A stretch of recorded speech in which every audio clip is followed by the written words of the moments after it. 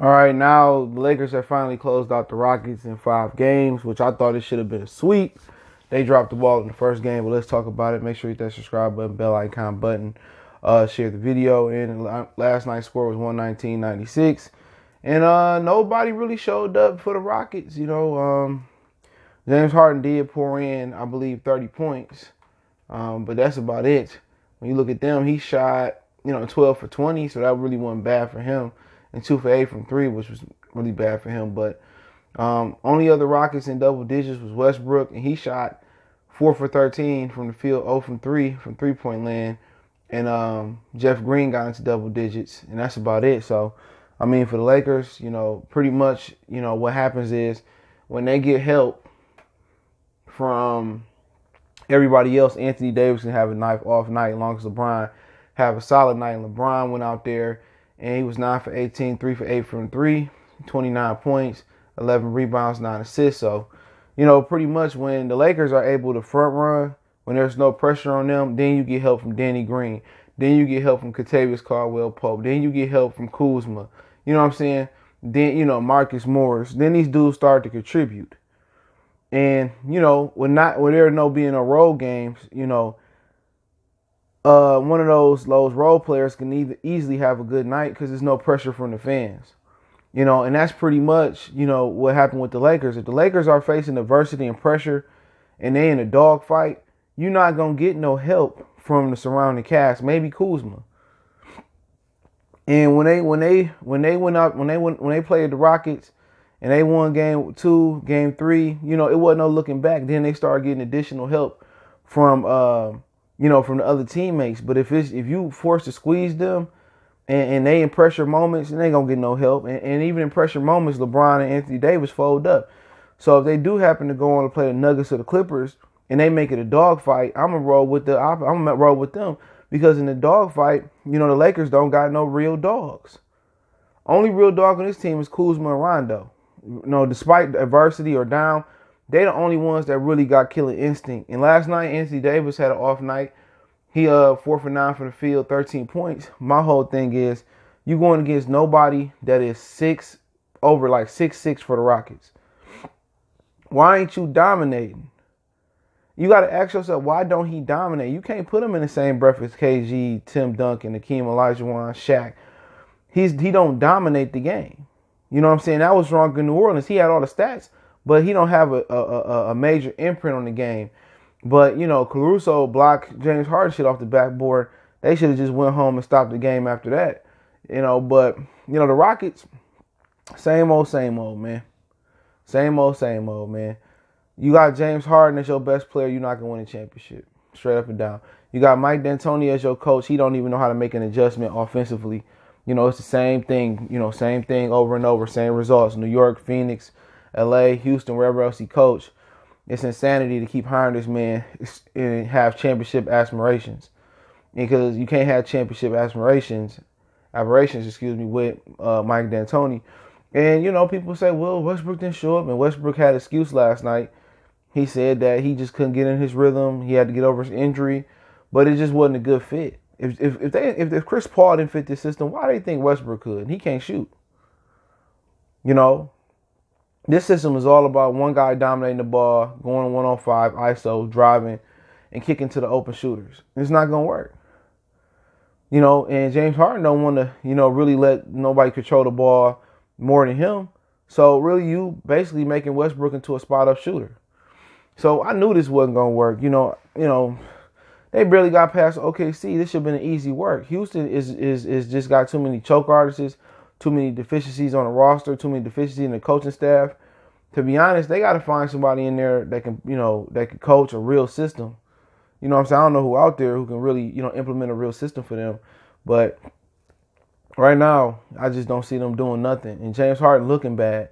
He looked bad back in OKC when they made it to the finals versus Miami. He didn't show up.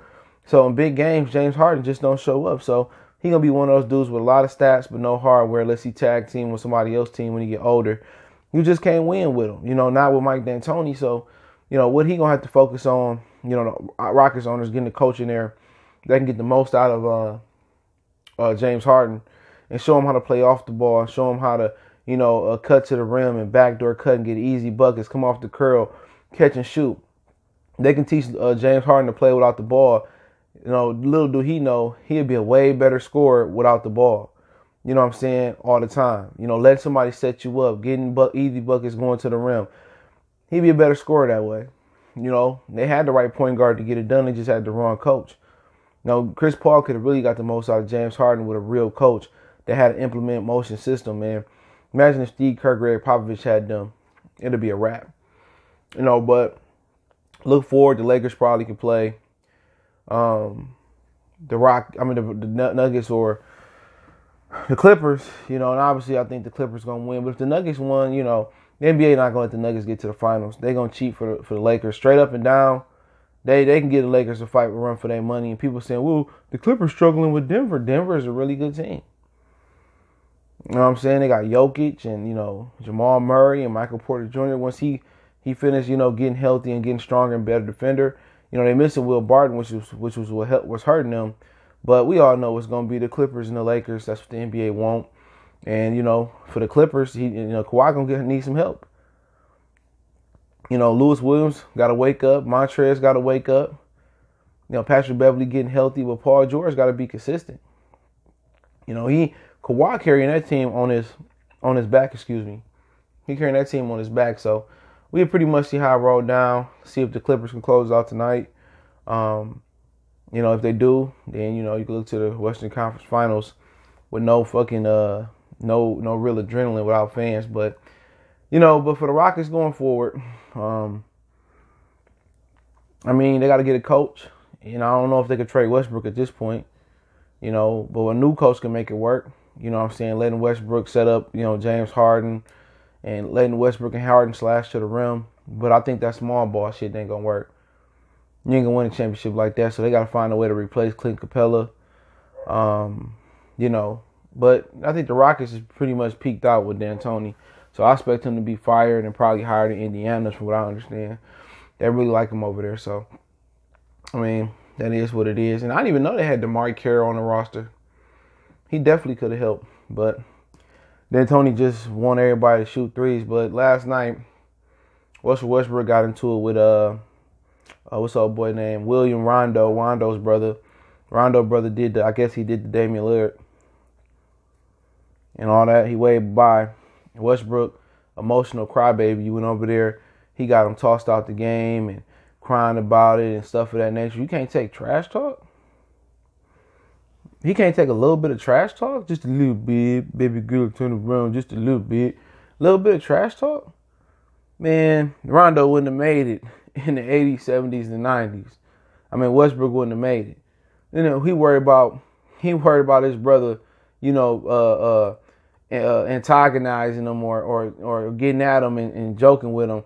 He getting all serious and yelling and crying because you have a shitty game. For you came to Houston and didn't make your mark because you and James Harden fell off again. You know what I'm saying? Yeah, that's his fault. Win the game so you can shut William Rondo up. He getting all emotional and, oh my God, you making me mad. Ref, get him out of here, crybaby ass, man. Emotional. You emotional because y'all lost. That's what he supposed to do. Imagine if the playoffs and his fans in the stands. You about to get sent home. What you think they're going to say? A lot of worse things than William Rondo said. Mad. Do you wonder why, Houston and Westbrook ain't going to never win nothing? Emotionally timid, emotionally soft. That's it. Emotionally timid and emotionally soft. He got that man brother throughout the game. For what? For what? Because he did the Damian Lillard thing to you? Bye-bye. You tired of going home? Well, switch your game up. Stop being a limited basketball player. That's it. Stop being a limited basketball player.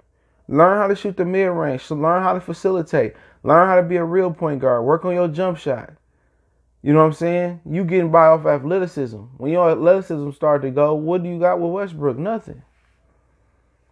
Nothing at all. You mad at Rondo's brother. And people was like, what are you arguing about? Who he barking at? End up being William Rondo when he got him thrown out the game. You supposed to be focused on the game. You getting beat by 30. You worry about what somebody from the crowd got to say. He worried about what somebody in the crowd got to say. Imagine Reggie Miller getting Westbrook amped up.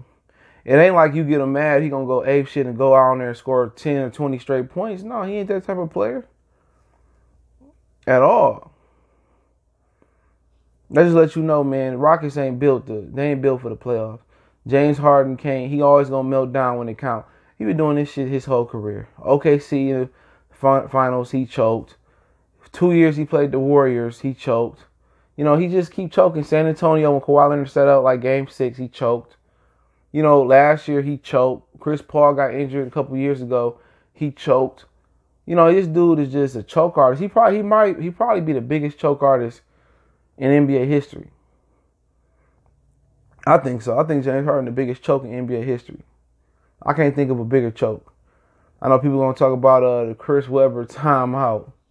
You know what I'm saying? But yeah, but then then Westbrook goes on, you know, after the game, he goes on to say that you know, that he missed, you know, he missed 21 days without working out and his injuries, and you know, he just couldn't find his rhythm, and then he wanted to get healthy and then, you know, get back into a rhythm and stuff of that nature. So basically, he blaming an injury, and he blaming, you know, kind of the coronavirus, the quarantine, for him not having a rhythm.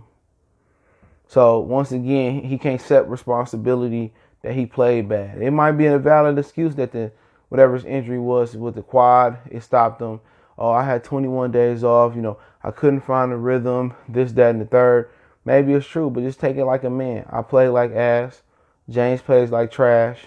And we the trashy Rockets. You know what I'm saying? Call a spade a spade. We don't want to hear your excuses. You going home. You leaving the bubble. You know what I'm saying? And people thought they had a real chance. I thought they had a chance, you know, it being a rec league. But once again, when the going gets tough, James Harden and Westbrook shut down. So let me know what you guys think. Don't forget me on Facebook, Instagram, Twitter. You can reach out if you have a business question, inquiry, sponsorship, video request. Keep sharing the videos. Want to make a donation? Cash App, CJ Good 313. PayPal link in the description. One time for the one time we go.